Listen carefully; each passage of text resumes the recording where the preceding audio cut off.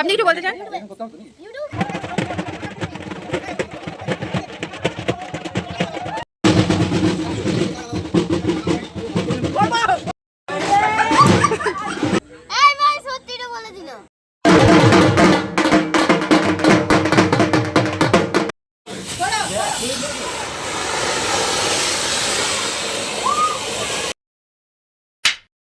High, আমি ব্লগটা অনেক দেরিতে শুরু করছি কারণ ভালো লাগছিল না। এখন আমরা যাচ্ছি মা দুর্গার অষ্টকূলতে। প্যান্ডেল খোলা হয়ে যাচ্ছে।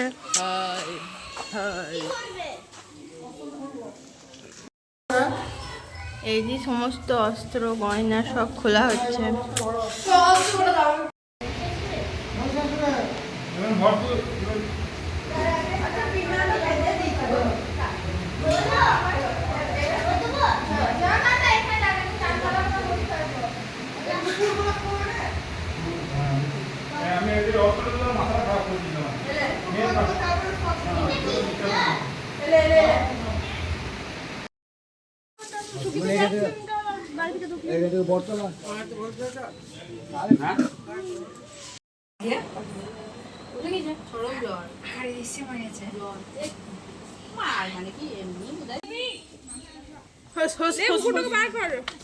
এই যে আপনি কিছু বলতে চান?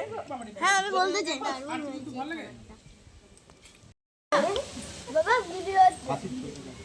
আপনি কিছু বলতে চান? হ্যাঁ বলুন। এই যে এখানে রান্না চোদ্দ দিচ্ছে। প্রত্যেক বছর একাদশী দিন আমাদের গ্রামে মাঝি নাচ আসে, তো তাদের তালে আমরা একটু তাল মেলালাম, তার একটু ঝলক তোমরা দেখে নাও।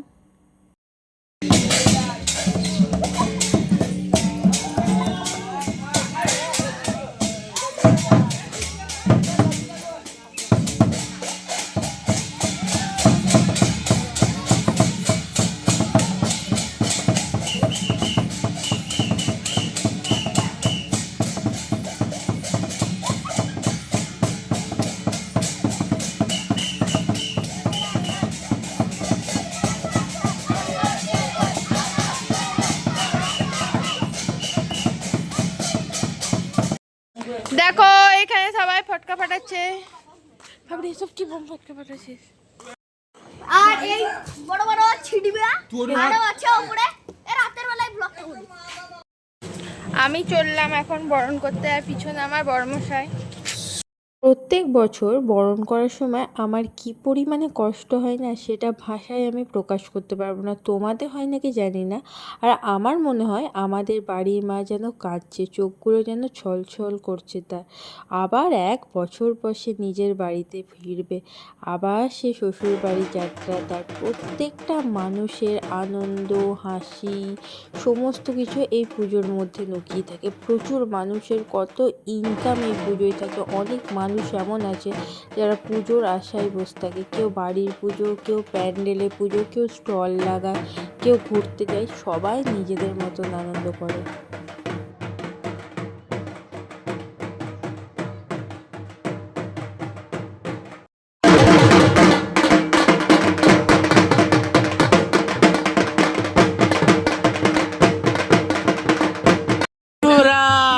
তারপর বল। তারপর আমি ভুলে গেছি কি বলবো। হ্যালো হ্যালো গাইস, তো আজকে আমাদের দুর্গাপুজো শেষ, এখন হচ্ছে একাদশী আর মা দুর্গা বিসর্জন হয়ে যাচ্ছে। আমার এতে খুব মন খারাপ আছে। কিন্তু তুই বলে যে মন খারাপ নাই, হাসছে তো। এই ভাই সত্যিটা বলে দিল।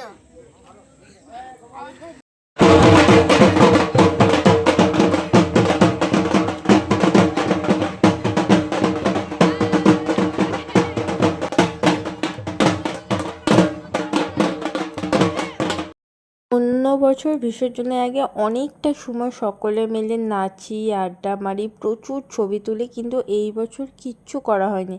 তার কারণ কি জানো? আকাশের অবস্থা একদম ভালো ছিল না, অন্ধকার করে মেঘ চলে এসেছিলো, ফোঁটা ফোঁটা বৃষ্টি পড়ছিল। তাই বড় জেঠু বলল যে মাকে আগে বিসর্জন করে যেটা করার কর, কিন্তু মাকে বিসর্জন করার পর নাচার ইচ্ছা আর হয়ই না।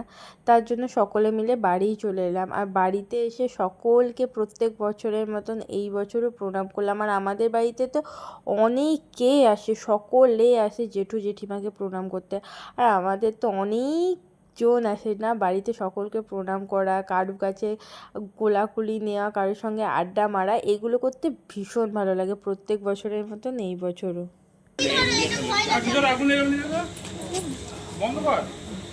এ বাইরে ফাটা পেকে চল না।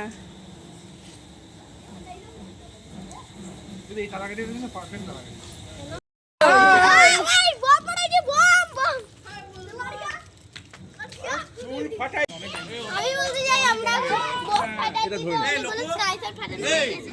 বুলেট গুলো কই রে বুলেট গুলো ফাটিয়ে দিছিস সব বুলেট ছিল তো একটা বুলেট এখানে ছিল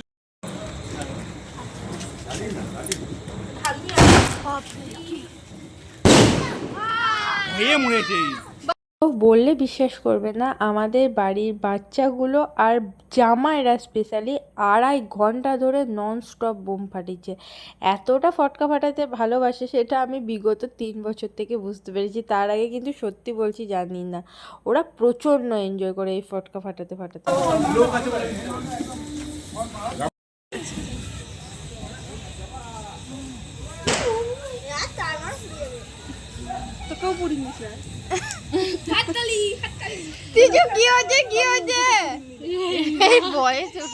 ছাদে ফটকা ফাটিয়ে মনের আশা মেটার পর ওরা চলে আসে নিচে প্রচুর বোম ফটকা ফাটাবে বলে।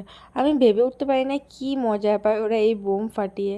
তোমরা একটু তার ঝলক দেখে নাও। দেখো আল্ট্রাসনিক 2000 টাকা এই সব আস্তে ওকে ছুড়ে দিও তুই এবার ছুড়ে দিও না ফেলে দিছিস দেখো বোমগুলো এর বোমগুলো কি করিস কে জানে বোমগুলো পয়সা রেখেছে এরা তোরা ফেলেছিস সাথে থেকে কোনগুলো ওগুলা এই বোমগুলো হ্যাঁ প্যাকেট ভরা এই কিছু বলতে চান? আরে আমি বলতে চাই আমি বোম ফাটাচ্ছি মেরে দাও না ক্যামেরা আপনি গাইস আমরা এখন ব্ল্যাক লাইট ফাটিয়ে দিলাম হাতে করে। আপনি কিছু বলতে চান? না আমি কিছু বলতে চাই না। এই দেখো একটা বোম, ওই দেখো এই বোমটা কোথায় গেল জানি না। জানি আল্লাহ আর রমগ্রি